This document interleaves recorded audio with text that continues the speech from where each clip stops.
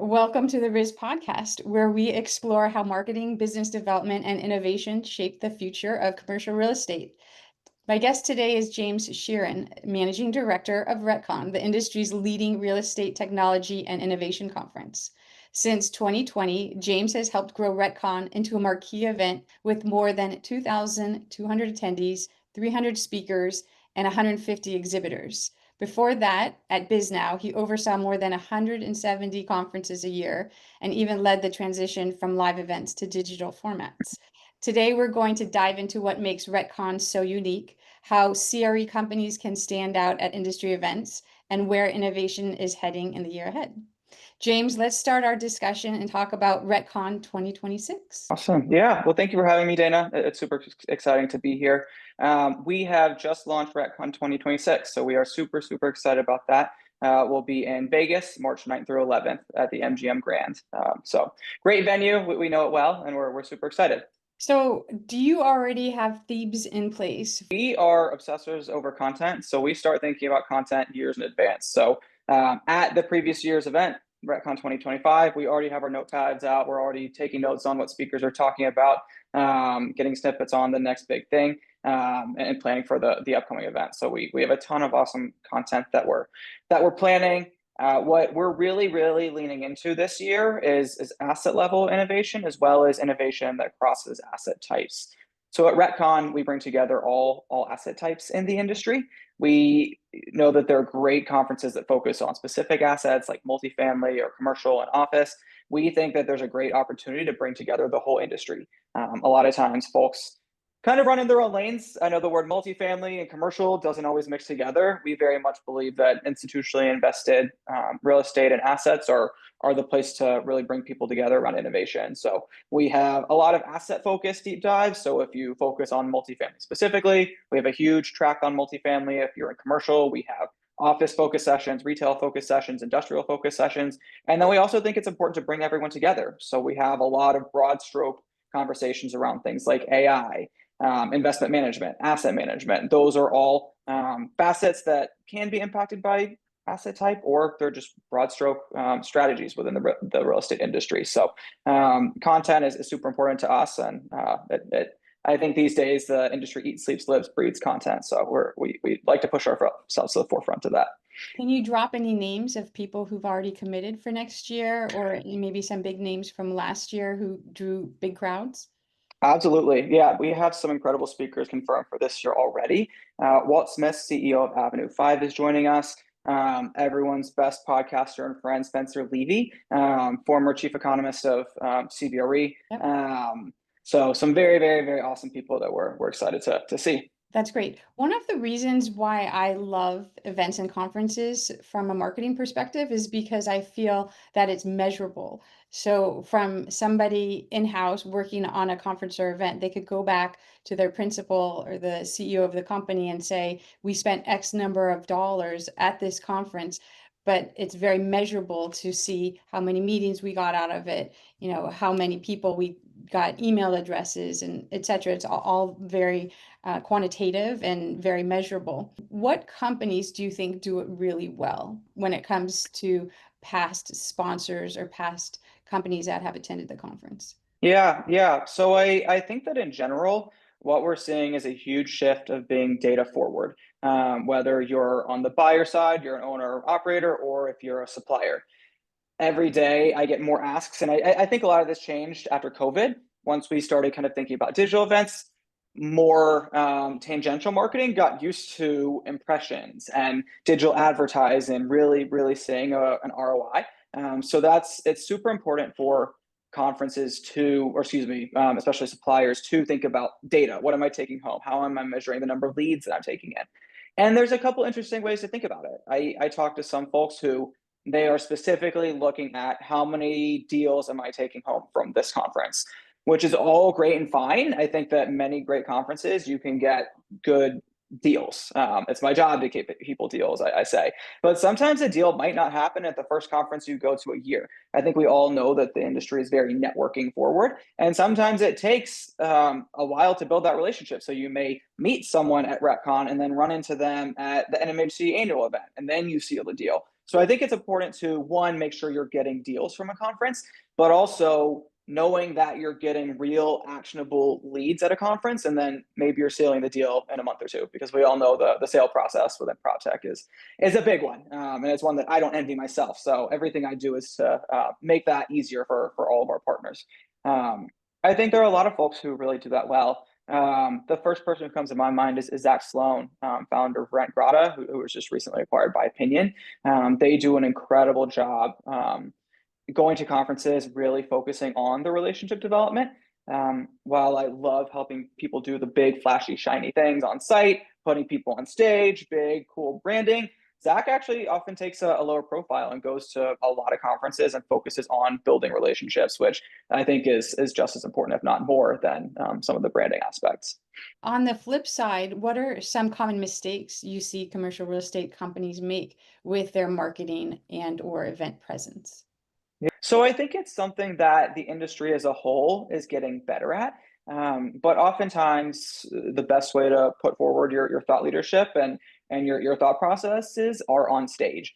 And when you're on stage, it's super important not to pitch. And that's something that is so hard to get out of all of our minds, really. Even if you're a CEO, maybe you're more of an agnostic role, you're still on stage representing your product. And it can be really, really hard not to just accidentally plug your product, what it can do. And of course, people want to know about your product. They want to know what it can do, but they want to know that you're thinking about how, as a multifamily operator, for example, how I run my business. If I'm going to do business with you as a supplier, I need to make sure that you know how my day-to-day runs, how our property managers on the ground do their jobs. Because if it doesn't seem like you know that, folks are very unlikely to do business with you. So if you go up on stage and you're just talking about your product and pitching your product, that's oftentimes not the best way to get your message across. Definitely. Yeah, everybody sometimes cringes when people start doing that. And yeah, I nod my head like, don't do that. I know, and it is challenging. Don't get me wrong. People call me Mr. RETCON. Sometimes it's hard for me to not just talk about RETCON all the time, but it's definitely important to stay relatively neutral. So let's talk about vendors and the exhibit floor. Last year, when I was walking up and down the aisles, I was so impressed how many different vendors you had. But some booths pop and others not so much. So, in your opinion, what do you think from the exhibitor standpoint makes somebody really stand out in a meaningful way? So there are a couple different things. I think you can attract people, one, quite literally by being flashy with your booth, and making it exciting, big, bright colors. But also, there's really great, innovative ways to attract people just from a relationship development perspective. You can host a raffle. If you're doing a raffle, you absolutely want to make sure it's something that people care about. So AirPods, I think we could all use an extra pair of. Those are great things. But a $5 gift card to Starbucks, if I remember it, it's $5, so it'll give me that, kind of extra boost in the morning, but it's probably going to end up in the back of my wallet. So there are a few different things you can do. I like it when I go to conferences and people have something fun and interactive. We see a lot more podcasts these days. You can have a photo booth, massage station. There's a lot of very, very exciting things you can do. I was just talking to Holly Hickman, who runs marketing at G5 yesterday, and she was talking about how I think we all love to say that the industry is a little bit behind. It's something that we all like to say. I don't know. I don't think we are. I think we're the same business people as any other industry. But what I do think is, if you haven't had the opportunity to go to other industry events, people are very flashy with their booths and with their exhibits, and that's something that is important. If you're going to invest in an exhibit, I know myself, it's not always cheap. And if you're going to make that investment, you want to make sure that it actually pops and that it stands out so that you're attracting as much business as you absolutely can. That's great feedback. If you were advising a chief marketing officer with limited dollars, where would you tell them to focus? Would it be in any one particular area, like on a booth or speaking, digital, partnerships, content? I mean, there's so many ways, and you've been around this industry for so long. So how would you recommend? Because right now, I'm talking to groups all the time, and their budgets are small. Yeah, budgets are small. It's impacting everyone, even to the top of the food chain. I think these days we're all thinking about budgets. Um, I don't know if I could pick one strategy that's absolutely paramount to the others. I think that it really depends on your company, what you're really looking to put yourself forward as, and how you do business best. If you have a really great sales team that just kills it on the exhibit floor, invest in exhibit space. If you have an amazing digital marketing team, invest in digital. If you have really, really awesome thought leaders who are great on stage, who interact really well with other panelists, then thought leadership is great. I think that if you're, even from a minimal perspective, able to invest in, I think of things from a couple of different perspectives. There's thought leadership, there's relationships, and there's branding. And I think that if you're able to, within your budget, invest at least minimally in those three, I think you need to cover all of those bases. If you need to pick one of those bases, I think it's important to, just kind of be introspective on the scope of your company, what you all are good at, and where you exceed. And I don't think there's any one best strategy for any marketer or any company. I think it depends on the dynamics of your company, of your team, and what you excel at. That's a great answer. So RETCON is all about innovation. And looking into 2026, what new technologies do you think will have the most immediate impact in commercial real estate? I think that we are really getting much more innovative in terms of how we implement technology and in how we select the technology that's best for us. I think that the past few years we've seen a waterfall of new technology, and I think that the competition between prop tech companies is really influencing them to work much more closely with owners and operators. There's a lot of big, bright, shiny technology that's out there, and I could point to a few things, but what I think is personally more exciting is the working side by side with owners and operators and end users alongside prop tech companies. When I see owner and operators who are consultative as advisors or just consultative customers, I think that's absolutely essential. A lot of prop tech companies are in the startup phase, and they may have a good product, and sometimes that product isn't perfect. And I think sometimes owner operators will just kind of get spooked immediately and back away. And just because that product isn't perfect for you, if your prop tech partner is a really good collaborative group, they'll work side by side with you and they'll want your feedback. So I think what we're really seeing in terms of innovation isn't just the technology that's happening, but it's the way that owners and users and prop tech and suppliers are working together. That is what I think is really exciting. That is, and I'm so happy you just didn't say AI, period. I I thought was about worried it. where this was going to go.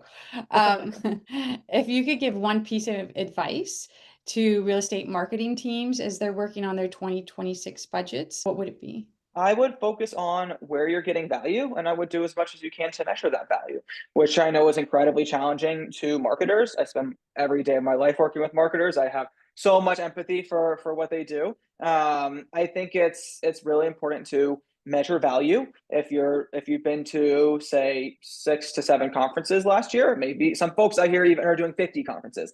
That's a lot. But I think it's really, really important to measure where you're getting value, and ask your conference organizer to provide that value. If they are truly confident in what they deliver, they can back themselves up with stats. They can give you great strategies to get in front of customers. So I think that, one, look at data from past conferences, and then ask your organizers what you need from them, and make sure that they provide what you need. So if anybody who's listening wants to get involved with RETCON, if they want to sponsor or speak or just attend, what's the best way for them to find you? Email. I'm always on my email. It's james@retconference.com, or feel free to shoot me a DM on LinkedIn. I'm always on there too. All right. And the website for the conference is up. Yeah, website is up. All right. Well, James, thanks so much for taking your time today. And I just hope it was helpful for anybody listening. I definitely have enjoyed the conversation, and I look forward to seeing you in Vegas. Awesome. I'm excited, Dana. We'll see you soon.